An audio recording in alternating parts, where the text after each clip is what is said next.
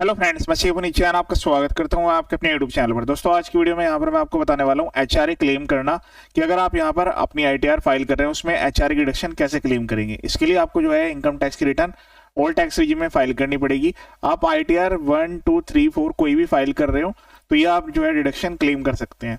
बस एक चीज का ध्यान रखना है, एचआरए क्लेम करने के लिए कुछ स्पेसिफाइड रूल्स होते हैं, वो स्पेसिफिक रूल्स आपको पता होना जरूरी है। ये इनकम टैक्स की ऑफिशियल वेबसाइट है, मैं आपको स्टार्टिंग से पूरा प्रोसेस बता देता हूँ। सबसे पहले लॉगिन करना है आपको अपने पैन कार्ड के थ्रू। देन उसके बाद यहाँ पर एक आईटीआर मैं यहाँ पर आपको समझा दूंगा कि आईटीआर में आपको क्या सेलेक्ट करना है और कैसे इसकी कैलकुलेशन होगी। तो आप यहाँ पर इसके लिए अपने नेक्स्ट ईयर के लिए प्लानिंग कर सकते हैं। अगर पिछले साल की आप जो है आईटीआर फाइल कर रहे हैं उसमें एचआरए की क्लेम जो है आपको सही तरीके से करनी है ताकि फ्यूचर में कोई आपको इनकम टैक्स से नोटिस ना आए। पहले यहाँ पर अपना यूजर आईडी डालना है जो कि पैन नंबर होगा, पासवर्ड डालकर लॉगिन कर लेंगे। उसके बाद यहाँ पर ई फाइल में जाना है, file income tax return assessment year 26-27 online continue पर क्लिक करेंगे, स्टार्ट न्यू फाइलिंग पर क्लिक कर लेंगे। फिलहाल अभी मैं आपको आईटीआर 1 के रिगार्डिंग बता देता हूँ और आईटीआर 4 के रिगार्डिंग कैसे आपसे ऑप्शन यहाँ पर एनेबल होगा। बाकी आईटीआर 2 में तो डायरेक्ट आपको ऑप्शन मिल जाएगा 1 के जैसा, और आईटीआर 3 में आपको सेम आईटीआर 4 की तरह ही इसको यहाँ पर कन्वर्ट करना होगा। प्रोसीड विद आईटीआर 1, डायरेक्ट कैसे स्टार्टेड पर क्लिक करेंगे। उसके बाद टैक्सेबल कंटिन्यू पर क्लिक कर देंगे। पर्सनल इन्फॉर्मेशन पर आपको एक बार एंटर करनी है डिटेल्स। तो डिटेल्स इस बार जो है आपको 2 एड्रेस ऐड करने के लिए आएंगे। अगर आपका सिमिलर एड्रेस है तो ऐड पर क्लिक करना है, जो एड्रेस है उस पर क्लिक करके, और अगर सेम एड्रेस है तो यस कर देना है, अदरवाइज नो करके सेव कर देना है।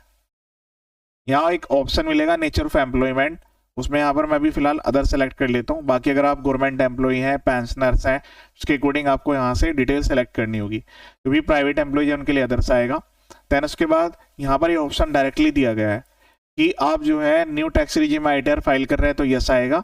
अब हमें अगर एचआरए डिडक्शन क्लेम करनी है तो यहाँ पर यस करना होगा, तो यहाँ पर बाय डिफॉल्ट नो रहेगा, उसको यस करके और बाकी कंफर्म पर क्लिक कर देंगे। अब इसके बाद यहाँ पर सबसे पहले हम जो है सैलरी एंटर करेंगे। सैलरी वाले मॉड्यूल के अंडर में ही यहाँ पर हमें जो डिडक्शन का क्राइटेरिया है वो यहाँ पर मिलेगा।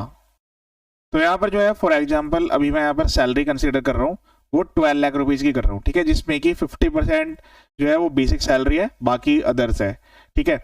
तो इसमें क्या है कि आपको सबसे पहले तो सैलरी यहाँ पर एंटर कर लेनी है।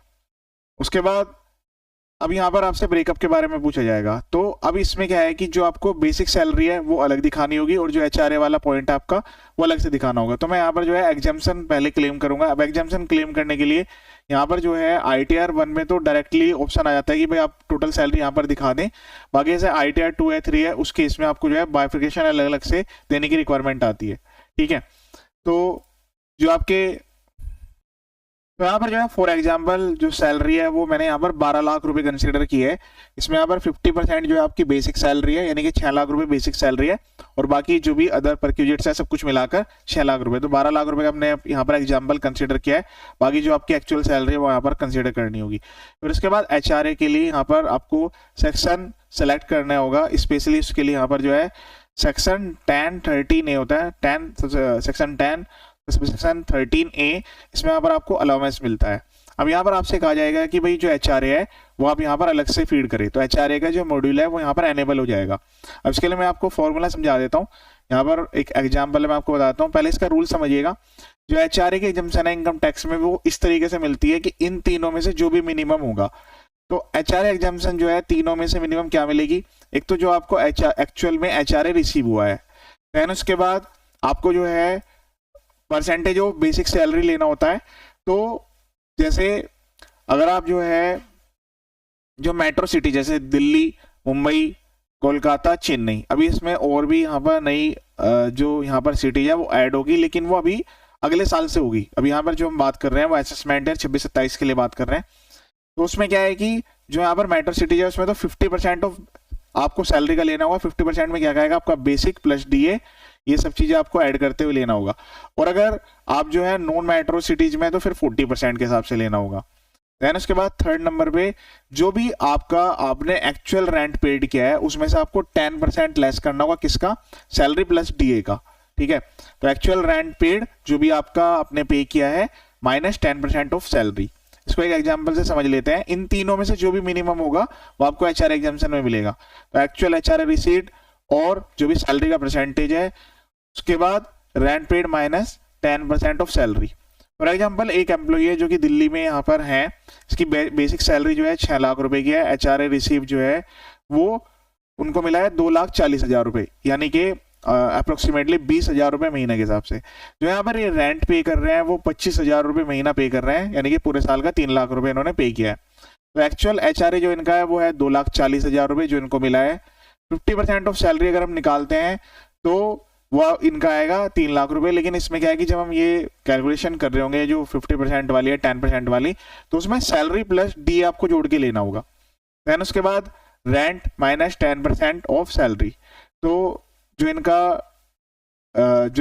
एक्चुअल में रेंट जा रहा है वो है यहाँ पर 3 लाख रुपए का, उसमें से हमें 10% लेस करना है सैलरी प्लस डीए का। तो इसमें यहाँ पर डीए 0 एज्यूम किया गया है, बाकी आप जो है अपनी सैलरी स्लिप में से इसको जोड़ लेंगे।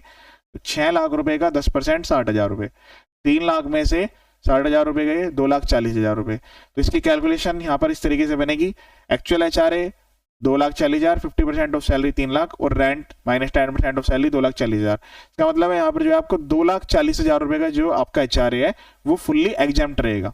अब यहाँ पर आईटीआर में इसकी कैलकुलेशन किस तरीके से होगी, तो प्लेस ऑफ रेजिडेंस में यहाँ पर मेट्रो कंसीडर कर रहा हूँ। एक्चुअल जो यहाँ पर एचआरए मिला है वो 2,40,000 रुपए का मिला है। ये जो पर्सन है ये दिल्ली बेस्ड एम्प्लॉई है।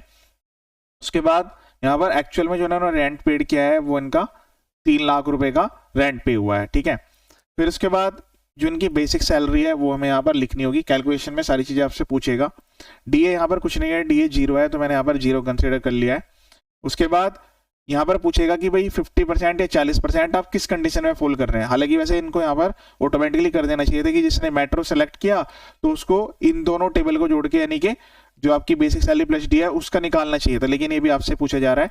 तो मैं यहाँ पर अभी एंटर कर लेता हूँ 50% ऑफ द सैलरी, ठीक है। तो सैलरी में आपका आएगा बेसिक सैलरी प्लस डीए, तो वो आपको यहाँ पर लिख लेना है 3 लाख रुपए, ठीक है।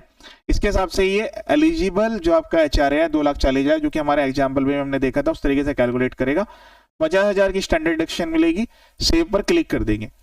तो देखिए अगर आप ओल्ड टैक्स रिजीम आईटीआर को फाइल करेंगे तो एचआरए का तो काफी बड़ा पार्ट रहता है। जो आपकी होम लोन का इंटरेस्ट है वो यहाँ पर आपको सेल्फ एम्प्लॉयड के केस में भी मिल जाता है ओल्ड टैक्स रिजीम में। तो फॉर एग्जाम्पल जैसे इसमें क्या है कि अब की बार एड्रेस वाला क्राइटेरिया कर दिया है, क्योंकि 2 हाउस प्रॉपर्टी तक की आप इनकम ऐड कर सकते हैं आईटीआर 1 में भी। तो पहले यहाँ पर एड्रेस एंटर कर लेंगे, फिर उसके बाद यहाँ पर ओनरशिप, तो यहाँ पर सेल्फ की है, स्पाउस की है, किसकी है, कौन अगर कोई मतलब ओनरशिप भी है साथ में आपने मिलके वहाँ पर प्रॉपर्टी ली है तो वो लेंगे, इसमें 100% है। देन उसके बाद यहाँ पर हाउस ऑफ प्रॉपर्टी, तो सेल्फ ऑक्यूपाइड के केस में भी ओल्ड टैक्स रिजीम में जो है वो इंटरेस्ट अलाउड हो जाता है, ठीक है। लेकिन इसके लिए आपको ब्रेकअप देना पड़ेगा कि जो लोन है वो बैंक से हुआ है, एनबीएफसी से हुआ है, उसका नेम क्या है, लोन का अकाउंट नंबर क्या है, डेट ऑफ सैंक्शन क्या थी, टोटल अमाउंट कितना था लोन का, आउटस्टैंडिंग कितना था और इंटरेस्ट ऑन बोर्ड कैपिटल कितना आपने पे किया है। ये डिटेल्स आपको ऐड करनी होगी। फिर उसके बाद सेव पर क्लिक करेंगे। इस केस में तो अभी वो नहीं है, बाकी जितनी भी आपकी डिडक्शंस है वो यहाँ पर आपको मिलेगी। सारे डिडक्शंस एनेबल है ओल्ड टैक्स रिजीम के अकॉर्डिंग। तो आप एक्चुअल बेसिस, ऐसा नहीं है कि आपने अपनी तरफ से डाल दिया, एक्चुअल बेसिस, क्योंकि आपसे जो है बाद में कंफर्म भी किया जा सकता है, एक्चुअल बेसिस आप जो है क्लेम कर पाएंगे। तो मैंने आपको एचआरए कैलकुलेशन बता दी है। वीडियो को शेयर कीजिएगा। बाकी आईटीआर के काफी सारे वीडियो यहाँ पर आने वाले हैं, इनकम टैक्स जीएसटी के basic filing registration process. Channel का पर्पज फुली एजुकेशनल है। आईटीआर के रिगार्डिंग भी मैं काफी सारे वीडियो अपलोड करूंगा। स्पेसिफिक इनकम के हिसाब से जो आईटीआर है उनकी वीडियो यहाँ पर अपलोड होगी। उस बेसिक एग्जाम्शन आपको क्लेम करनी है वो सब कुछ। अगर आपको किसी पॉइंट में प्रॉब्लम आती है तो आप कमेंट बॉक्स में कमेंट कर दीजिएगा। ये वीडियो देखने के लिए थैंक यू सो मच।